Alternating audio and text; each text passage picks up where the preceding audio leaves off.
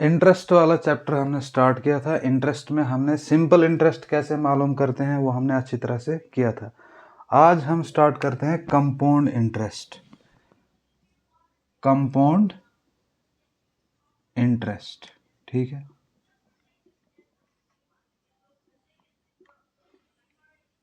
Clear?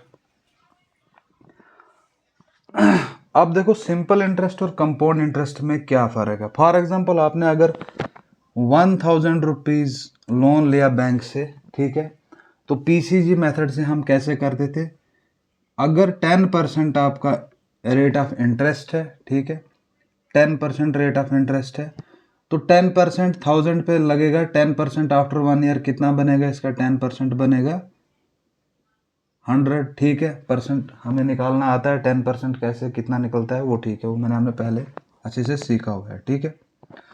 तो 10% of 1000 हो गया 100, ये कितना बनेगा 1100, ठीक है। ये तो हो गया एक ईयर का इंटरेस्ट।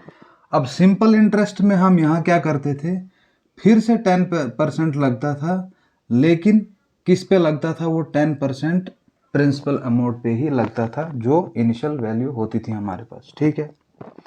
अब यहाँ फिर 10% इसका लगेगा, वो फिर 100 होता है ना, 100 बढ़ेगा और यहाँ कितना बनेगा ये 1200, ठीक है। अब थर्ड ईयर अगर होता, तीसरे साल की बात अगर करेंगे, फिर 10% लगेगा, किस पे लगेगा, इसी पे लगेगा, जो प्रिंसिपल अमाउंट आपका शुरू में है इसी पे लगेगा प्रिंसिपल पे। तो फिर 10% कितना होता है, 10% फिर 100 होता है, ठीक है ना। 1000 का 10% फिर 100, तो वो कितना बनता 1300, ठीक है। ये तो था हमारा सिंपल इंटरेस्ट निकालने का तरीका। अब हमारे पास कंपाउंड इंटरेस्ट है। कंपाउंड इंटरेस्ट में क्या होता है, फॉर एग्जांपल यही 1000 रुपये आपने लोन लिया 1000, ठीक है, 10% रेट है, ठीक है। तो टाइम जितना दिया होगा, जितने ईयर्स का होगा उस हिसाब से हमने चलना है, ठीक है।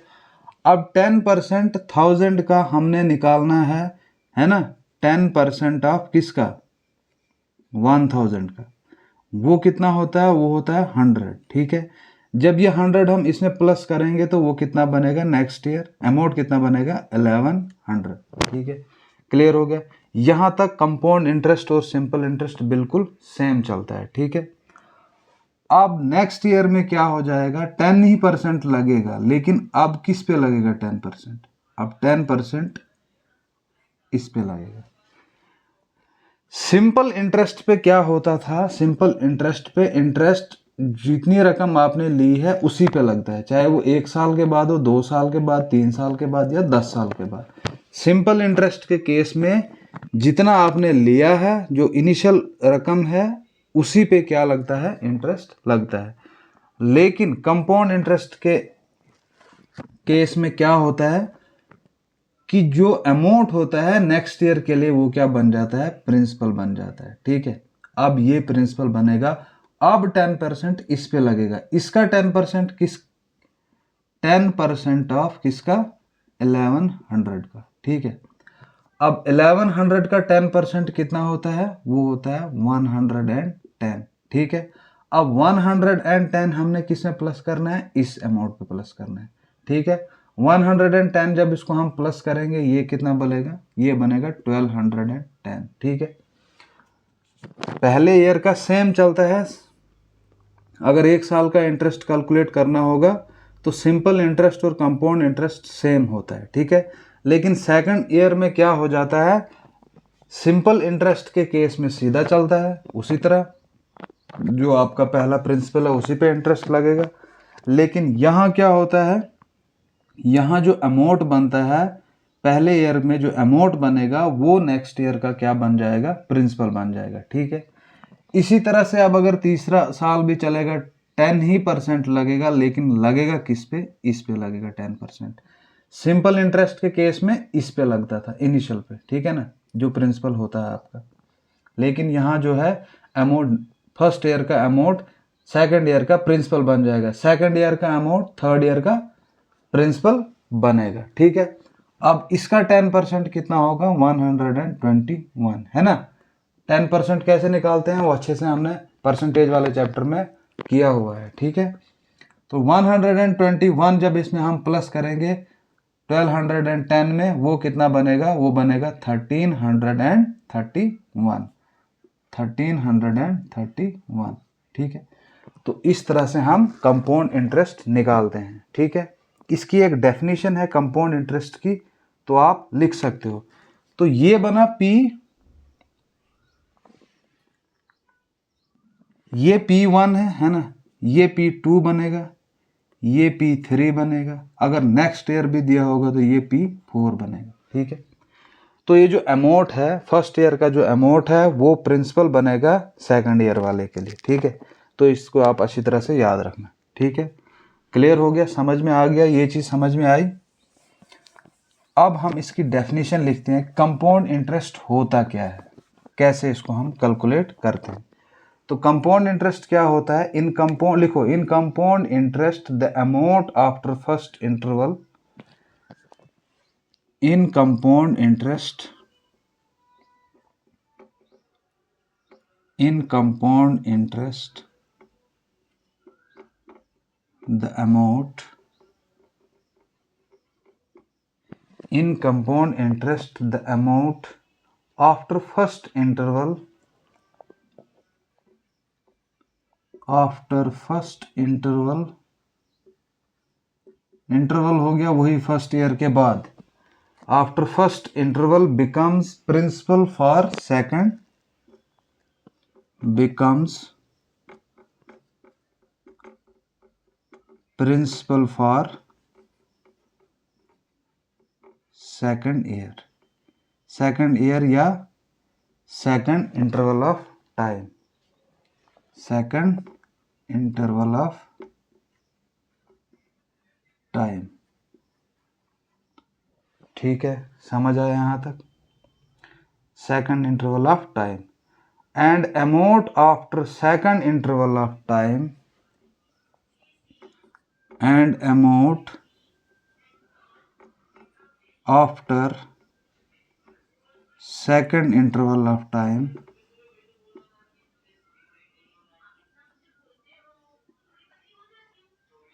and amount after second interval of time becomes principal for the third interval,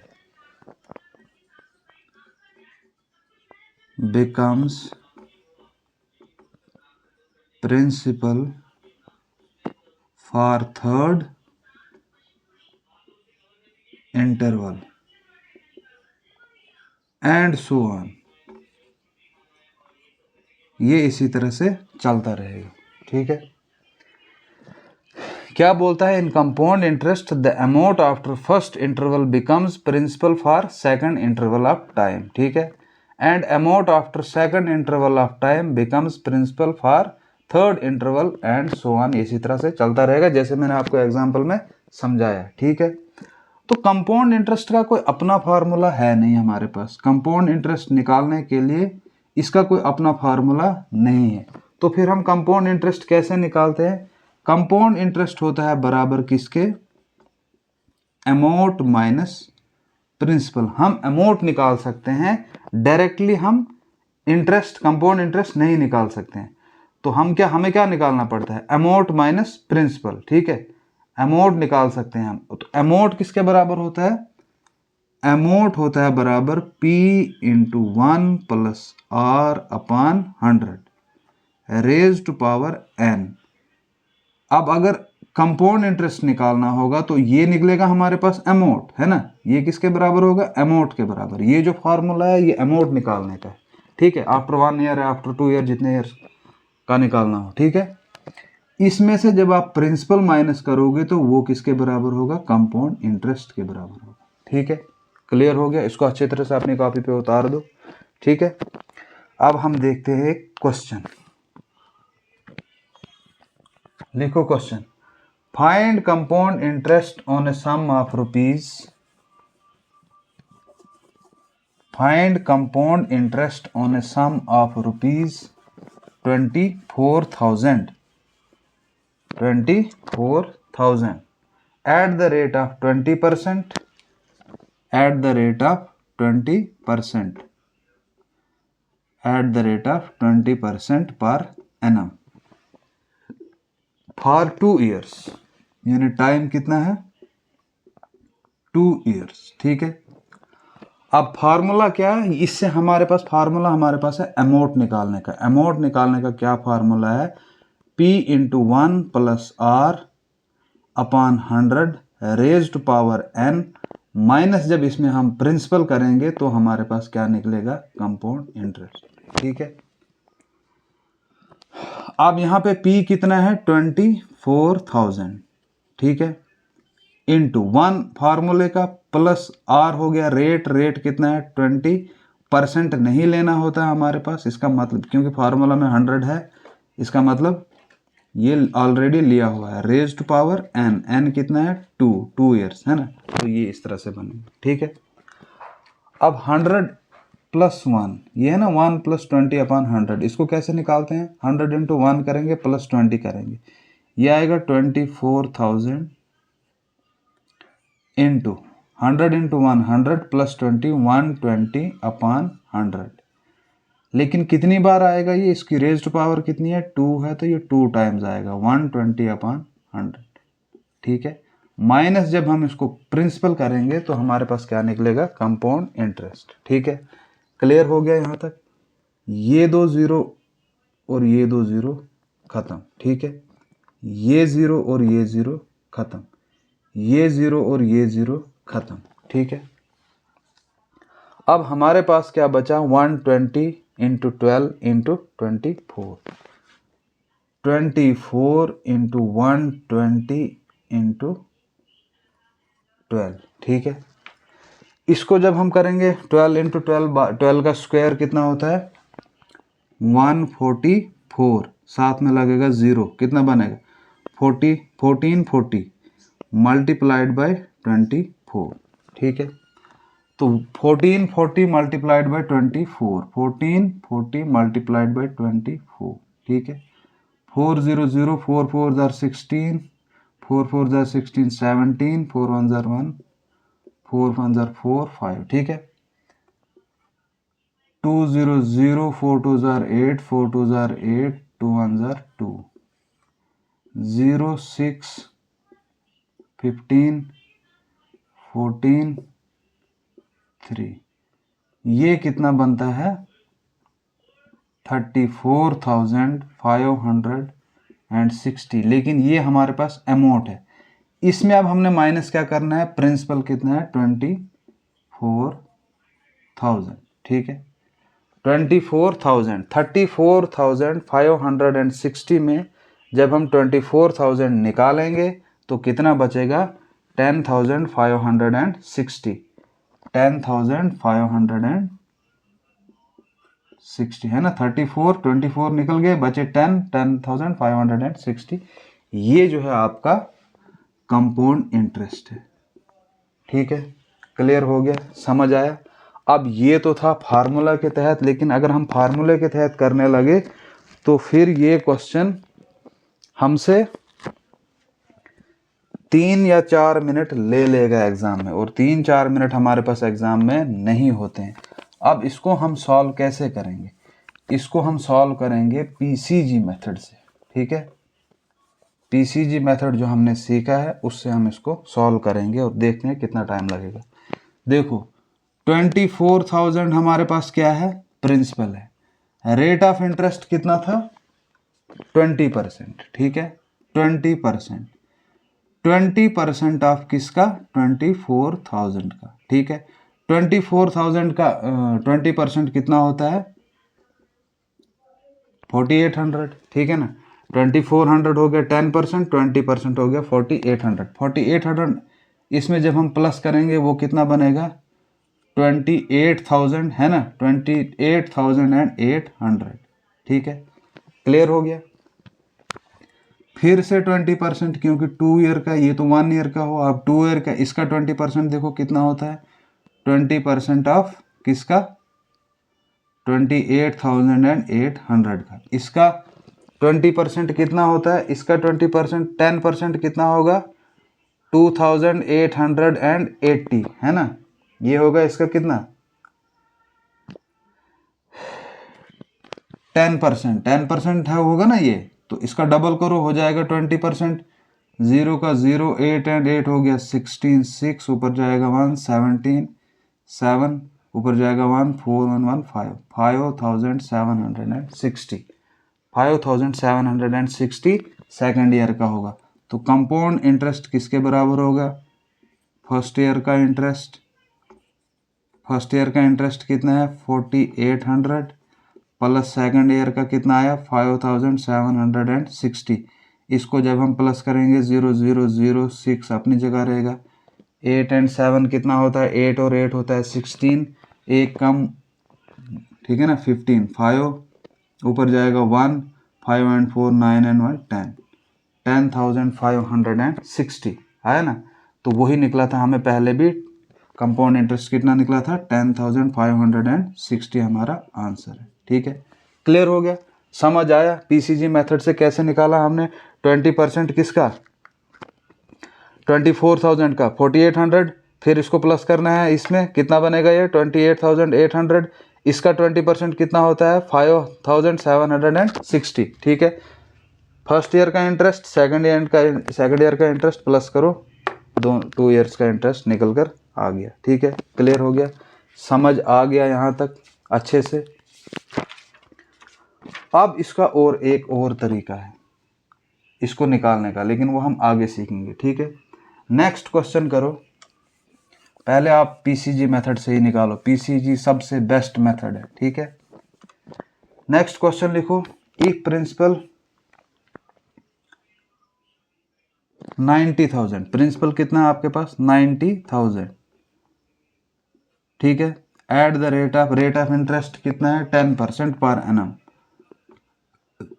per annum, और टाइम कितना दिया है आपके पास? 2 ईयर्स। ठीक है, फॉर्मूले से भी निकालो और पीसीजी मेथड से भी निकालो। वीडियो को पॉज करो, पहले आप खुद से इसको कोशिश करो, दोनों तरीके से निकालो। पहले फॉर्मूले से भी निकालो, फिर पीसीजी मेथड से निकालो। ठीक है, फिर दोनों में देखना कितना टाइम लगता है। ठीक है, क्लियर है?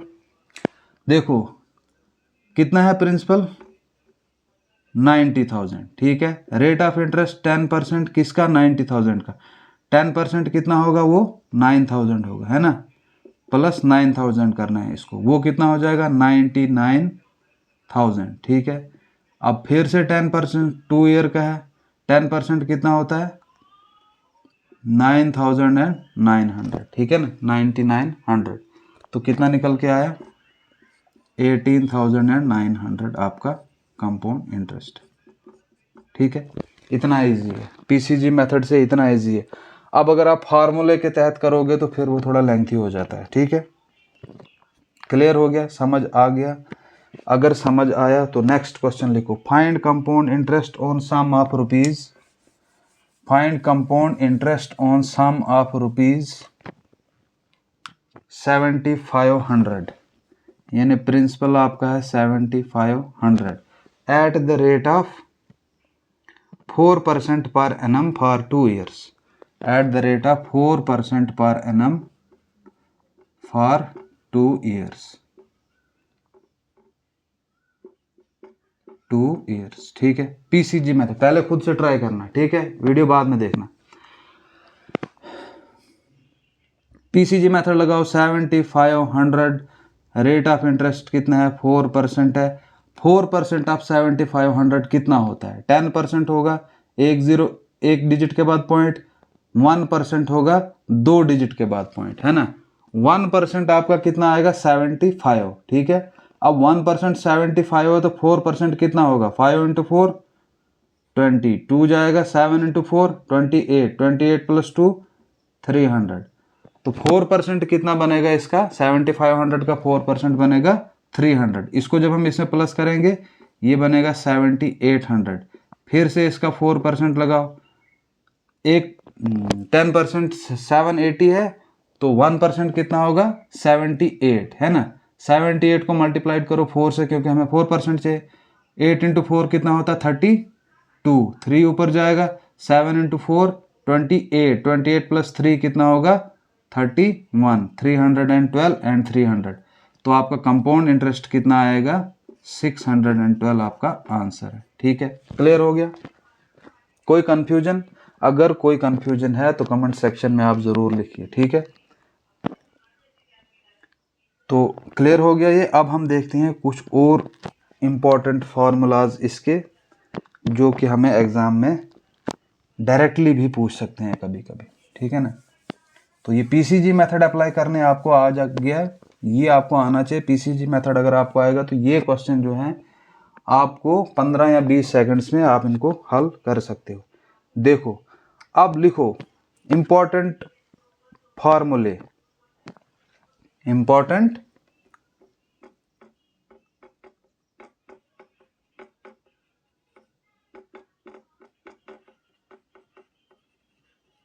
फार्मूले, ठीक है। पहला लिखो आप, when interest is calculated annually, when interest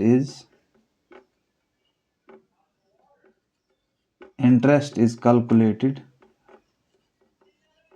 annually, ठीक है। जब आपको अगर एनुअली इंटरेस्ट कैलकुलेट करना होगा तो उसमें आपको पहले क्या अमाउंट निकालना है। उसका फार्मूला क्या है? उसका फार्मूला है P into 1 plus R upon 100 raised power n, ठीक है। और अगर आपको कंपाउंड इंटरेस्ट निकालना होगा फिर आपको इसको माइनस क्या करना होता है, प्रिंसिपल इसे निकाल देना होता है, तो आपके पास इंटरेस्ट बचता है। ये तो एनुअली की बात होगी, ठीक है। दूसरा लिखो, इफ इंटरेस्ट इज कैलकुलेटेड या कंपाउंडेड भी इसको लिखते हैं, ठीक है। इफ इंटरेस्ट इज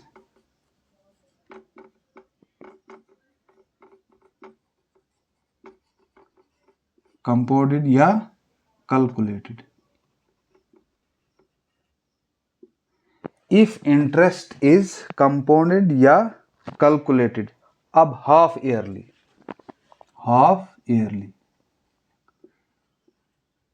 अब इस हाफ ईयरली का क्या मसला है? देखो ऊपर था ईयरली, यानी आपको पूरे साल में कैलकुलेट करना था साल का, लेकिन जब हाफ ईयरली दिया होगा तब क्या होगा? उस केस में अगर आपको दिया होगा रेट ऑफ इंटरेस्ट, अगर आपको दिया होगा, मानो कि रेट ऑफ इंटरेस्ट दिया है 36% पर एनम, ठीक है। अगर पर एनम दिया हुआ है आपके पास, इसका मतलब है यहाँ हाफ ईयरली कैलकुलेट करना है आपको, ठीक है ना। हाफ ईयरली कैलकुलेट करने का मतलब हो गया कि आधे साल का आपको कैलकुलेट करना है। तो आधे साल में रेट को क्या हो जाएगा, R/2, है ना। रेट जितना होगा उसको डिवाइड किससे करना है, 2 से, वो कितना बनेगा 18%। ये तो हो गया रेट के केस में, ठीक है। रेट को क्या करना है, हाफ ईयरली दिया होगा, यानी ईयर में अगर आपको 36% मिलता है तो हाफ ईयर में कितने परसेंट मिलेगा, उसका आधा हो जाएगा, रेट का आधा हो जाएगा, वो हो गया 18%। लेकिन फिर अगर ईयर्स में, टाइम अगर आपको ईयर्स में दिया हुआ है, टाइम अगर आपको 2 ईयर्स दिया हुआ है, ठीक है ना, 2 ईयर्स दिया हुआ है, ठीक है। अब रेट दिया था 36%, उसको आपने हाफ करके कितना ले आया, 18% करके, क्योंकि हम हाफ ईयरली कैलकुलेट करेंगे, ठीक है ना। अब हाफ ईयरली कैलकुलेट करोगे तो 1 ईयर के कितने ईयर बनेंगे, 2 बनेंगे, है ना। अब अगर आपको टी दिया होगा, अगर टाइम यहाँ जैसे 2 ईयर्स दिया हो, तो इसको कितने हिस्सों में, कितने हिस्से बनेंगे, कितने हाफ ईयर बनेंगे इसके, एक ईयर के कितने हाफ ईयर बनते हैं, 2 बनते हैं, है ना, 2 हाफ ईयर बनेंगे ना। तो 2 ईयर के कितने हाफ ईयर बनेंगे, 2 ईयर्स के बनेंगे 4 हाफ ईयर्स, 4 हाफ ईयर्स, है ना, 4 हाफ ईयर्स बनेगा ना। यानी कि इसको मल्टीप्लाई करना पड़ेगा आपको, जितने, अगर आपको 2 ईयर्स हैं तो मल्टीप्लाई किससे करना है, इसको आपको 2 से मल्टीप्लाई करना है। अगर आपको 3 ईयर दिए होंगे तो उसको किससे मल्टीप्लाई करोगे, जितने भी ईयर दिए होंगे यहाँ डिवाइड 2 से करना है और टाइम को मल्टीप्लाई 2 से करना है, ठीक है। क्लियर हो गया कंसेप्ट। अब देखो अगर 2 था मल्टीप्लाई 2 से करो तो 4 हाफ ईयर बनेंगे, है ना। अगर 1 है तो मल्टीप्लाई 2 से करो, 2 इंटू 1 2 हाफ ईयर बनेंगे, है ना। क्लियर हो गया, ये कंसेप्ट समझ आया आपको। ईयर में, एक ईयर में कितने हाफ ईयर होते हैं, 2 हाफ ईयर होते हैं, इसलिए टाइम जितना दिया होगा उसको मल्टीप्लाई किससे करना है, 2 से करना है। अगर 6 दिया होगा मल्टीप्लाइड बाई 2, वो कितने बनेंगे, 12 हाफ ईयर्स बनेंगे। क्लियर हो गया।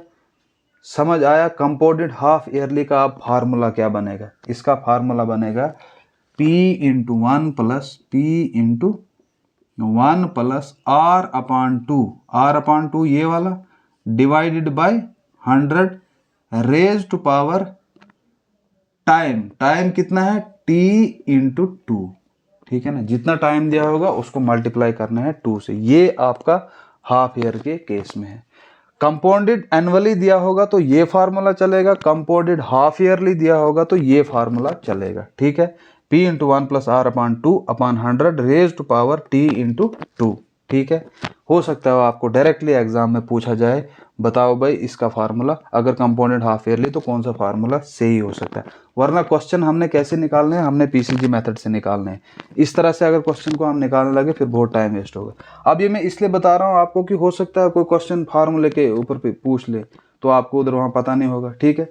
ये हो गया हाफ ईयर का, ठीक है? उतार दिया ये अच्छे से अपनी कॉपी पे नोट्स बना लेना, ठीक है? अब हाफ ईयरली तो हमने देख लिया, ठीक है? दो फार्मूले हमने देख लिए, एक ईयरली देखा, ईयरली के केस में क्या होता है, और दूसरा हाफ ईयरली भी देख लिया हमने कि हाफ ईयर के केस में क्या होता है। अब देखेंगे हम when the interest is compounded या कैलकुलेटेड क्वार्टरली, ठीक है ना? अब क्वार्टरली इसको लिखो आप, व्हेन इंटरेस्ट इज कंपाउंडेड या कैलकुलेटेड क्वार्टरली।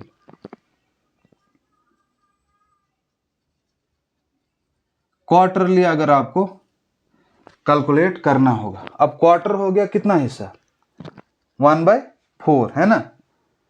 अगर साल में अगर आपको एक हो गया पूरा साल, फिर हो गया हाफ, फिर हो गया क्वार्टर, यानी उसका चौथा हिस्सा, ठीक है? When the interest is compounded या कैलकुलेटेड क्वार्टरली, उसमें क्या फार्मूला बनेगा आपको? उसमें अमाउंट निकालने का फार्मूला आपका क्या बनेगा? P इंटू 1 प्लस क्या बनेगा? P इंटू 1 प्लस R तो रहेगा। हाफ ईयरली में किससे डिवाइड कर रहे थे? 2 से। अब क्वार्टर में किससे डिवाइड करेंगे? 4 से upon 100 raise to power time, वहां डिवाइड 2 से हो रहा था, यहाँ किससे डिवाइड मल्टीप्लाई करोगे? 4 से मल्टीप्लाई करेंगे, ठीक है? ये हो गया क्वार्टरली अगर आपसे पूछा जाए। अगर एक ईयर के हम क्वार्टर करेंगे तो क्वार्टर में कितने, कौन सा हिस्सा होता है? 4th हिस्सा होता है ना? वो 3 3 6 3 3 3 6 6 6 कितना हो गया? 12, 4 हिस्से बनेंगे। हाफ ईयर आधा, उसका आधा कितना हो गया? क्वार्टर। क्वार्टर में क्या करना है? रेट को डिवाइड करना है 4 से और टाइम को मल्टीप्लाई करना है 4 से, ठीक है? क्लियर हो गया? ये हो गया क्वार्टर का। इसी तरह से लिखो when the interest is compounded या calculated monthly. When the interest is, चौथा लिखो, when the interest is compounded या कैलकुलेटेड मंथली। अगर मंथली निकालना होगा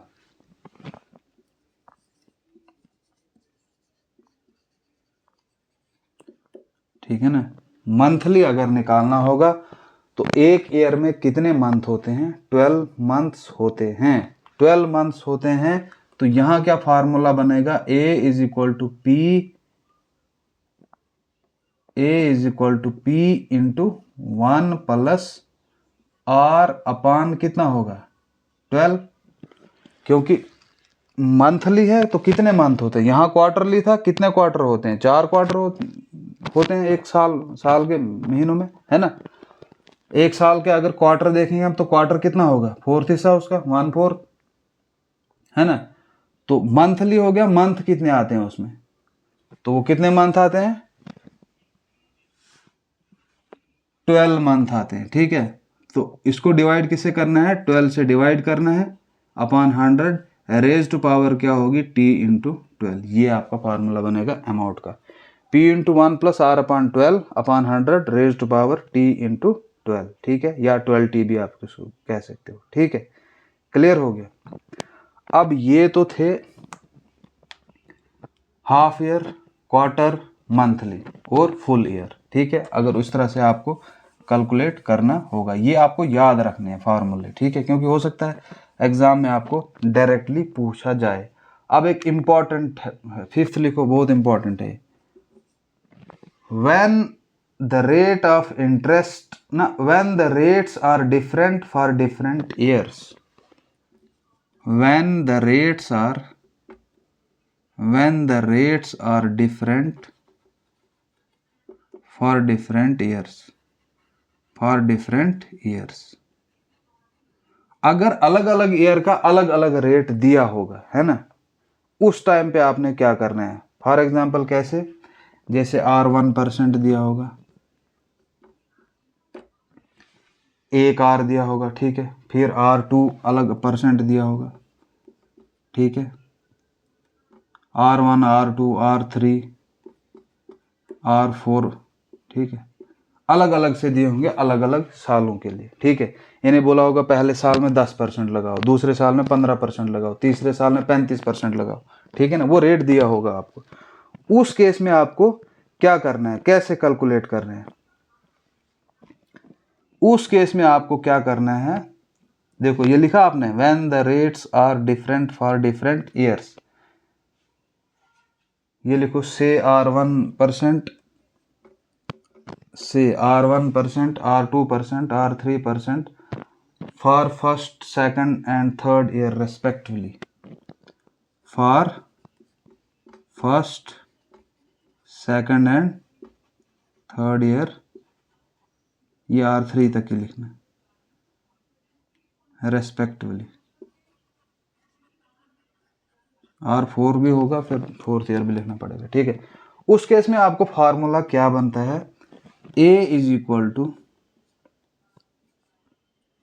P इंटू 1 + R1 अपॉन 100, ठीक है, R1 अपॉन 100, फिर into 1 + R2 upon 100 into 1 + R3 upon 100।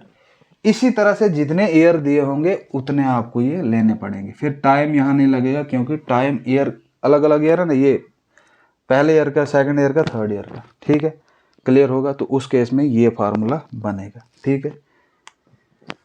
Question एक करते हैं इस बेस पे हम, इसी पे, find compound interest on a sum of rupees, लिखो, find compound interest on a sum of rupees,